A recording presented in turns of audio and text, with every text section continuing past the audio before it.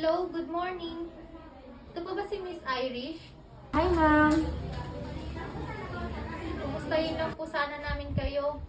Kumusta na po yung pagtigil niyo sa paninigarilyo? Actually, ma'am, minto na ako sa paninigarilyo. Kaso po, nag-away kami. Nagka-problema kami ng boyfriend ko, kaya ganun, nagsigarilyo ako ulit. Ganun po ba, ma'am? Lagi niyo pong tandaan, ang quit line ay nandito para tulungan ka. Pwede ko bang malaman na kailang sticks po kayo kahapon? Nakalima po ata, ma'am. Actually, ma'am, binabati po namin kayo na nakapag-quit kayo. Talagang di may iwasan na magkaroon ng problema.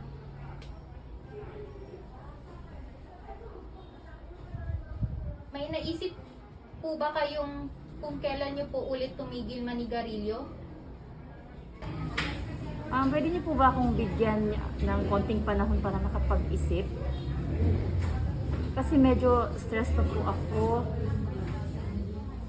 Nawawala yung stress ko sa tuwing naninigarilyo ako. Wala pong problema kung kailan niyo po gustong mag-quit. Lagi niyo pong tatandaan ang aming mga naibigay na advices. Tatawag po kami ulit para sa susunod na follow-up. Nandito lang po kami para tulungan kayo sa inyong pag-quit. Maraming salamat po.